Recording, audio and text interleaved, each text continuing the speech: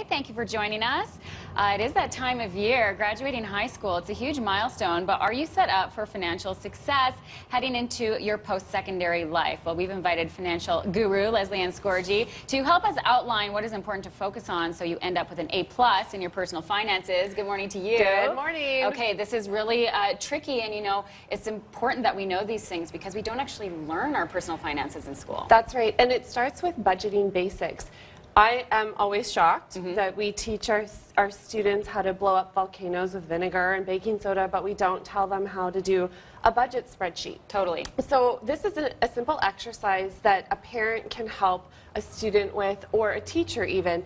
You list out your income and your expenses. For most students, though, they don't have that income line. Right. So it's actually managing the expenses and determining how much you should be spending every month. So Right. if your allowance, whether it's a student loan or the bank of mom and dad, if your allowance is $1,000 a month, you need to have a plan for how you plan to use that $1,000 every month. Yeah, so you're not burning through it and then ending up in debt, which can Absolutely, be... right? And it compiles, like, it accumulates. Yeah. So let's say you go over budget $100 in your first month and then $150 the next month. You see it just start to layer on top. And in my experience, this is what I see a lot of students ending up with, is unnecessary layers upon layers of debt because they didn't use this simple tool to manage their cash flow. Okay, and that spreadsheet can be easy to learn. Yeah. How about credit cards? Such a temptation. Absolutely. I mean, the moment you walk onto campus, someone in a really flashy shirt is going to sign you up. With And free things. Free things. They're going to give you things. They'll give you gift certificates for restaurants, coffee cards, t-shirts, all the things that students desperately want to have. Yes. And so it's very easy to be tempted to sign up. What I recommend is if you are going to sign up for a credit card, you have just one, and that you keep that available limit under $1,000. What can you buy for $1,000 these days? Well, if you're a student, a lot. Yeah. All your textbooks, you can always manage it for under $1,000. Okay, so that's going to keep the credit card in check. Now, how about your credit score management? This is something we should start thinking about, paying bills. It is simple. Pay them on time. Try to pay them in full. And those little bills that you don't think about, like the cell phone bills or the electrical bill, they actually will contribute to a negative credit rating if you don't pay them off. Yeah. So pay attention to them.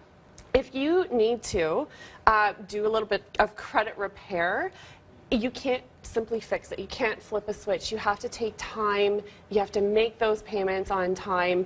And I always recommend once a year you download or request for your free credit report. Okay. You do get one for free each year. Don't do this and Yes. graduate and go, oh my gosh, what happened? Right. You can completely avoid it. Yeah, eyes wide open, and yes, be educated when it comes to your finances. Absolutely. And speaking of education, keeping those grades up can help you financially too. Absolutely. If you are focused on your studies, you're going to be able to qualify for bursaries and scholarships. You may even get a JOB after school because you were so focused on your studies.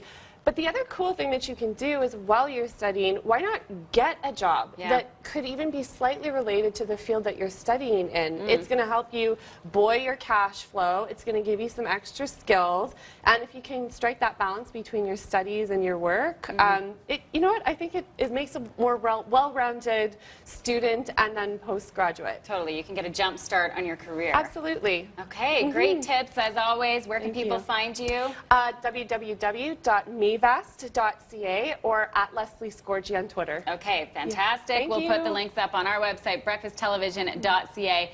Important saving money when you're in post-secondary education, and Andrew Schultz was spending his money on breakdancing shoes, right, Andrew? Absolutely. You do